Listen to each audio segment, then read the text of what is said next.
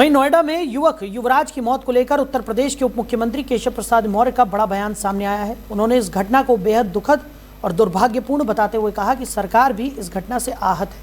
Deputy CM ने साफ किया कि मामले की जांच कर रही एसआईटी की रिपोर्ट मुख्यमंत्री को सौंपी जाएगी और जो भी दोषी पाया जाएगा उसके खिलाफ सख्त कार्रवाई होगी। केशव प्रसाद मौर्य ने कहा कि किसी भी सरकार में दुर्घटनाएं पूरी तरह रोकी नहीं जा सकती, लेकिन दुर्घटना या घटना के लिए जो भी जिम्मेदार होंगे उन्हें बख्शा नहीं जाएगा। उन्होंने ये भी दोहराया कि सरकार जवाबदेही से पीछे हटने वाली नहीं है। वहीं शंकराचार्य अविमुक्तेश्वरानंद से जुड़े विवाद पर भी डिप्टी सीएम ने प्रतिक्रिया दी। उन्होंने कहा कि वो भगवान शंकराचार्य के चरणों में प्रार्थना करते हैं कि ये विवाद खत्म हो और संगम स्नान के साथ इस मुद्दे का पटाक्षेप हो।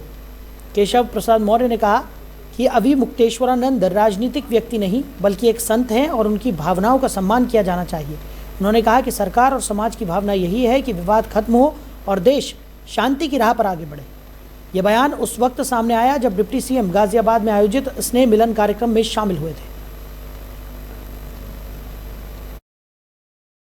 बड़ी भूमिका जो हमारे बिहार से हो, चाहे उत्तरांचल से, चाहे पूर्वांचल से, उनकी रहती है दाता के रूप में।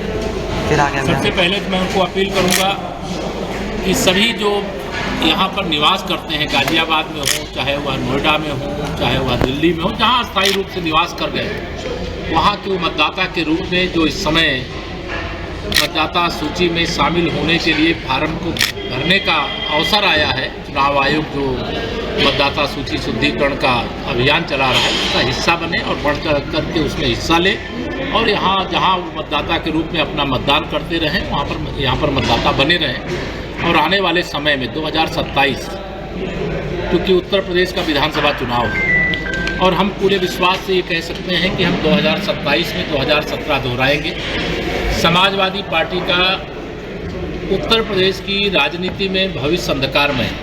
कांग्रेस का कोई नामलेवा यूपी के अंदर नहीं है। बसपा जो अपनी एक भूमिका रखती थी, आज उस बसपा की भूमिका भी उत्तर प्रदेश में एकदम से दिखाई नहीं देती है।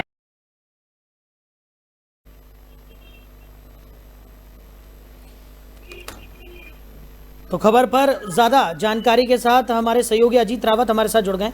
अजीत, केशव मौर्य का बयान सामने आया है, उन्होंने अपनी बात यहाँ पर रखी है। उन्होंने साफ तौर पर नोएडा में जो युवक की मौत हुई उस पर उन्होंने कहा कि सरकार पूरी तरह सख्ती के साथ इस पूरे प्रकरण को देख रही है और जो भी जिम्मेदार होगा उसके खिलाफ सख्त से सख्त कार्रवाई यहाँ पर की जाएगी।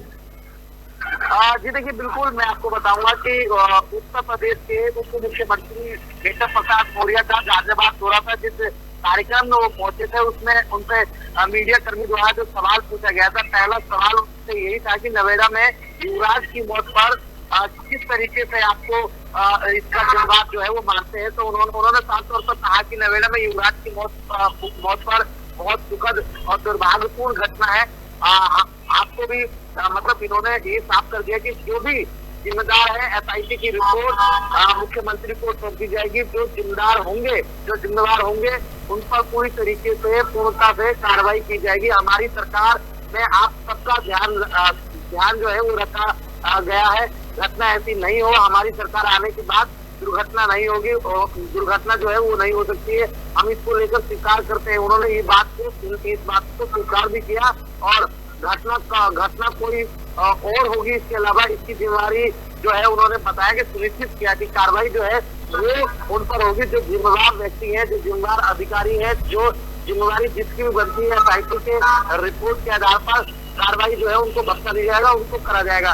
वहीं दूसरी तरफ उन्होंने शंकराचार्य जी हैं जिनके तौर पर उनका बयान ये भी आया कि भगवान शंकराचार्य के चरणों में मेरा प्रणाम है। उन्होंने प्रणाम करते हुए अपनी बात को उन्होंने कहा, उनसे आग्रह भी कहा कि विवाद को खत्म करें, संगम में स्नान करें और इस विषय पर ज्यादा हम लोग नहीं दे सकते हैं। वो हमारे पूजनीय है और हम उनका जो है आदर सम्मान करते हैं और जो गलती हुई है पूर्ण अधिकारियों को भी माफी मांगनी चाहिए। इस तरीके से बयान जो है वो हालांकि ये उन्होंने ये भी तीखी शब्द में ये भी सवाल अपना रख दिया कि मुख्यमंत्री उत्तर प्रदेश के मुख्यमंत्री के बारे में भी ऐसी इस तरीके से बोलना भी गलत है।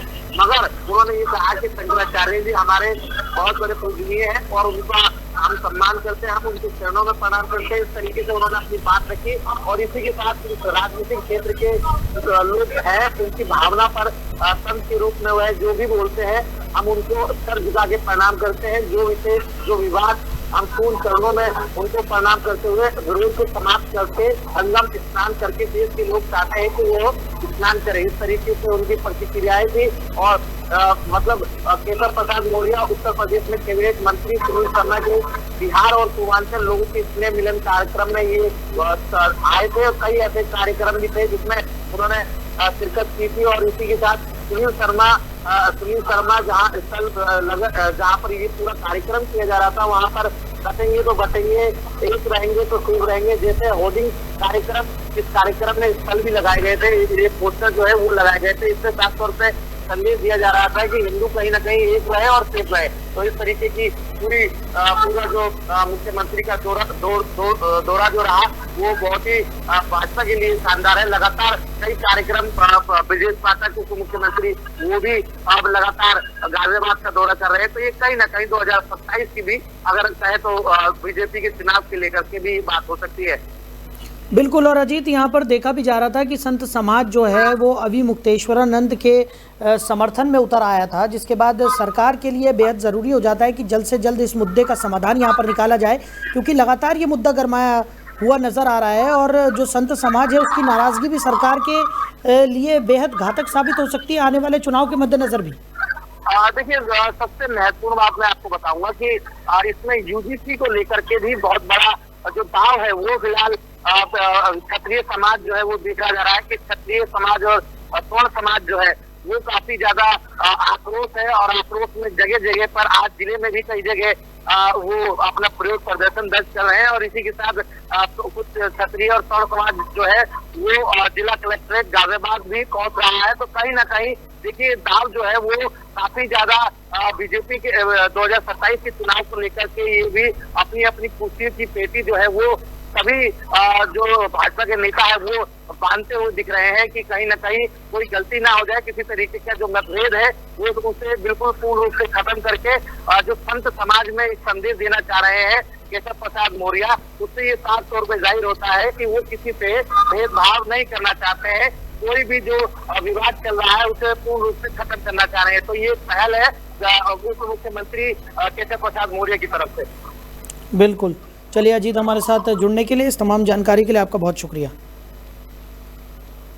तो केशव प्रसाद मौर्य ने शंकराचार्य विवाद पर भी अपनी बात रखी। उन्होंने कहा कि वो संत हैं, उनकी भावनाओं का सम्मान होना चाहिए, किसी भी तरह की कोई दुर्भावना किसी के मन में नहीं होनी चाहिए।